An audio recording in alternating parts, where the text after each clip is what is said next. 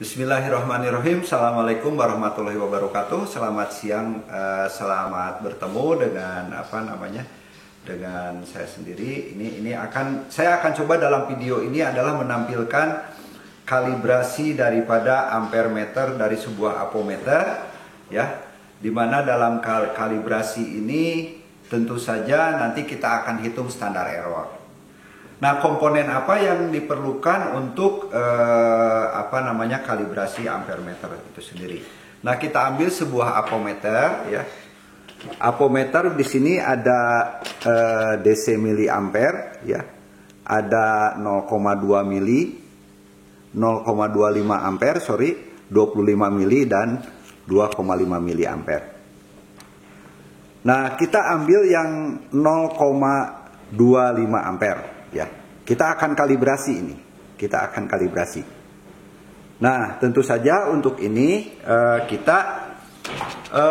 komponen apa yang diperlukan? Kita lihat rangkaiannya di sini.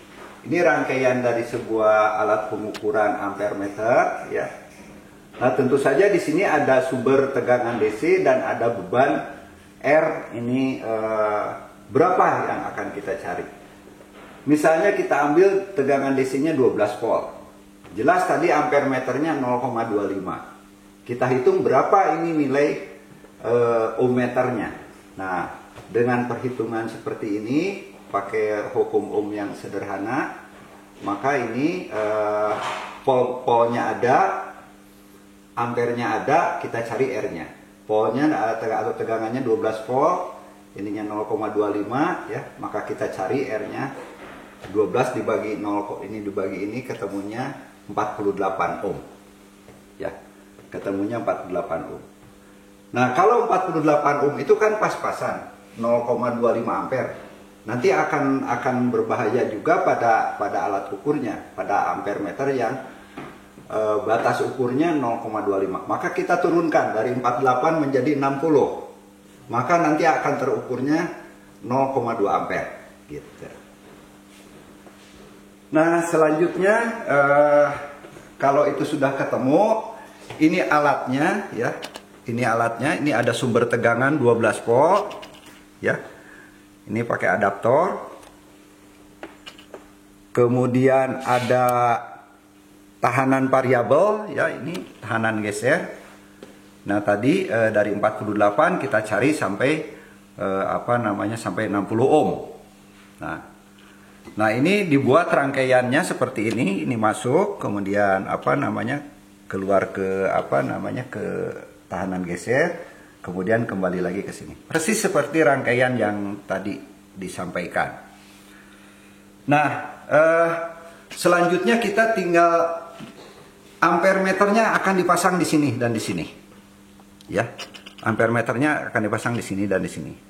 Dan jumlah ampere meternya kita ambil ada 1, 2, 3, 4, 5, ada 10. Ada 10 ampere meter DC, ya. Nah, di mana semuanya disetting pada 0,25. Ini 0,25, ya. Ini juga sama 0,25, ya. Jadi semuanya ini disetting 0,25 ampere. Ya. Dengan merek apometer yang sama. Begitu. Dengan merek apometer yang sama. Ya, sama persis seperti kita melakukan kalibrasi voltmeter maupun ohmmeter. Nah, baiklah, untuk selanjutnya kita coba melakukan pengujian daripada alat ukur ini. Berapa nilai errornya? Yuk kita mulai. Kebetulan hari ini pada video ini dibantu oleh mahasiswa. Silahkan dicoba langsung. Saya tinggal mencatat. Ya, ini apometer yang pertama. Ya. Apometer yang pertama. Nah, itu terbacanya berapa?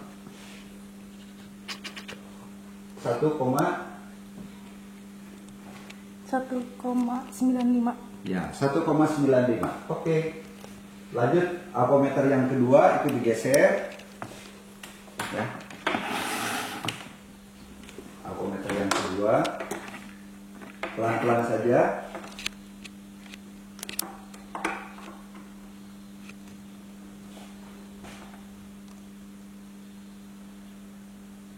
Satu 1,95 juga.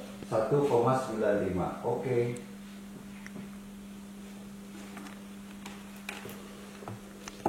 Ya.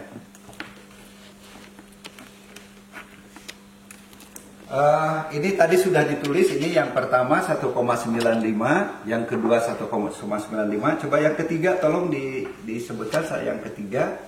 2. Ya, oke, ini 2 ampere ya.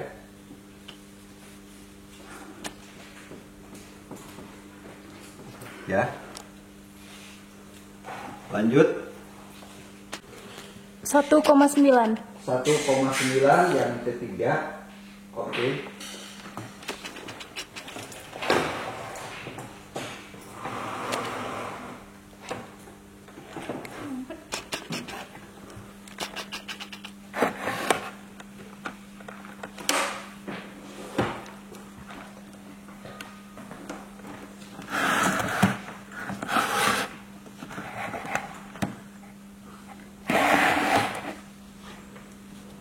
Satu 1,95.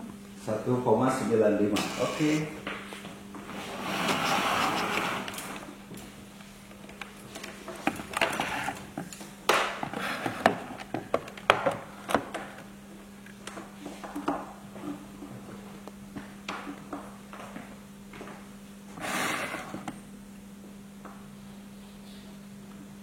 Dua koma lima.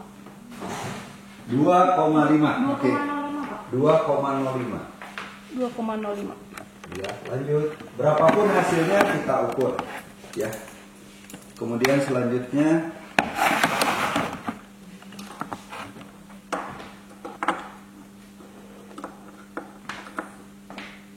ya, berapa berikutnya? 1,95. 1,95. Oke, Bapak catat di sini di meter apa yang tujuh.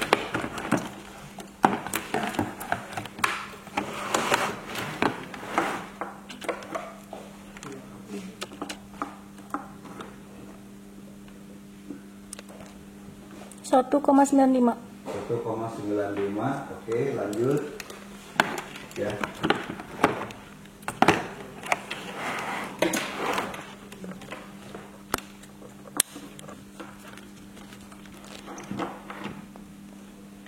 Dua. 2 pas. 2,0 berarti ya. Iya. Oke, lanjut.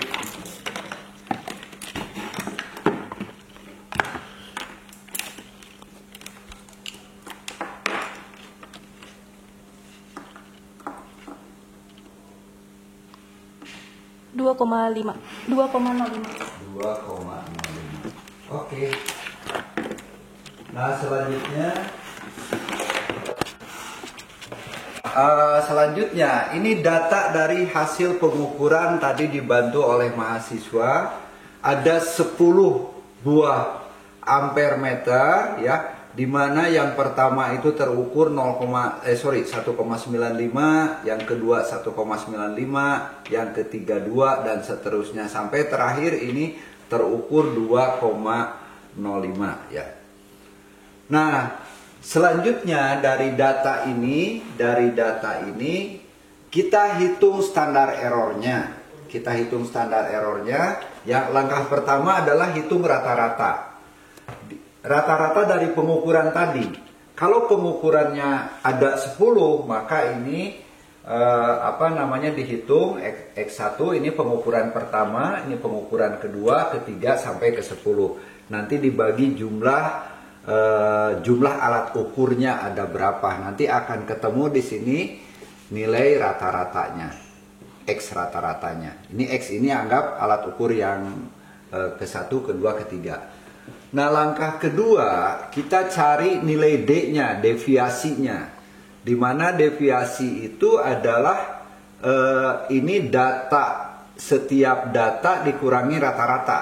Nah, misalnya sebagai contoh, misalnya data yang pertama 1,95 nanti dikurangi rata-ratanya berapa? Nah, rata-ratanya ini kita harus hitung. Ya, gampang ini matematika sederhana. Nah, selanjutnya kalau ini sudah didapat, kita hitung nilai standar deviasi rata-rata. Ini pakai simbol itu, ya. Dimana dari D ini kita kuadratkan, ini D1, D2, D3, D4 sampai D10, ya. Nah, nanti dari ini, dari semuanya ini nanti dibagi jumlah datanya ada berapa. Kalau datanya ada 10 ya nanti dibagi 10 begitu, dan semuanya nanti diakarkan. Nah, kemudian setelah berikutnya adalah menghitung standar deviasinya. Tetap seperti ini rumusnya, hanya bedanya di sini N-1 standar deviasinya.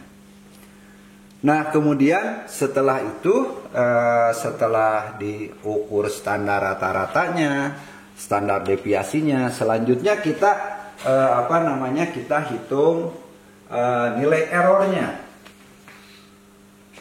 Nah, nilai errornya yaitu adalah nilai daripada ini standar rata-rata nanti dikalikan konstanta, ya. Berapa nanti nilainya kita nggak tahu, ya. Kalau setelah dihitung ini kita nggak tahu. Nah, kalau misalnya ketemunya 0,09 misalnya, ya, ini nanti dikalikan dengan 100%, ya, 100%. Nanti ini berarti errornya sekitar 9%. Nah, 9% ini termasuk jenis alat ukur yang kita uji ini kelasnya termasuk kelas rendahkah, menengahkah, atau tinggikah, kan gitu. Nah, ini harus dicoba oleh mahasiswa. Nah, mungkin saya sampaikan hitung secara detail di video ini, tapi silahkan nanti mahasiswa dicoba. Ini hitungan ini adalah terhadap rata-rata. Nanti terhadap standarnya yang ini, ya.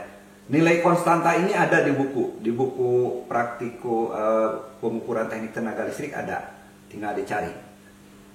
Nah, mana Pak yang dipakai untuk standar? Yang dipakai standar itu adalah yang ini. Ini untuk checking standar rata-rata begitu. Nah, nanti ini nanti akan ketemu di sini misalnya sama, ketemunya 0,09 misalnya. Ini nanti kali 100%, ya. Maka ini standar errornya itu misalnya ini 9%, ya. Misalnya. Ini misalnya Bapak belum hitung ini, belum hitung. Silakan nanti dihitung dengan data ini sangat mudah, ya. Nah, sehingga kita bisa mengetahui. Nah, kita nggak tahu alat ukur ini apakah termasuk alat ukur jenis rendah, menengah, atau tinggi. Bapak nggak tahu. Kita coba hitung, ya. Nah, tujuannya tetap bahwa untuk menghitung standar error daripada alat ukur ini, tujuannya adalah untuk mengetahui kelas, termasuk kelas yang mana alat ukur ini. Tapi Bapak yakin ini tidak akan jauh dari 5% alat ukur ini, ya. Nah, hanya ini ada yang penting di sini, ada yang paling penting. Di sini tadi yang diuji itu pada kelas 0,25 ampere. Kemudian yang berikutnya tadi Bapak sampaikan berkali-kali bahwa ini alat ukurnya harus sama, ya. Alat ukurnya harus sama. Batas ukurnya harus sama, ya. Jadi tidak boleh nanti mengukur batas ukur 25 mili dengan 0,25 ampere. Itu akan beda nanti hasilnya, tidak bisa dirata-ratakan. Nah, itu yang perlu perlu dipahami. Saya kira ini tidak perlu tidak ada ilmu yang tinggi-tinggi, hanya yang paling penting kita tahu langkah-langkahnya seperti apa. Ikuti aja langkah-langkah seperti ini, pasti akan didapat. Ya. Ya, terima kasih. Mudah-mudahan apa yang disampaikan dalam video ini bermanfaat, ya. Nanti akan saya sampaikan video berikutnya tentang praktik pengukuran yang topik dengan yang berbeda, ya. Assalamualaikum warahmatullahi wabarakatuh.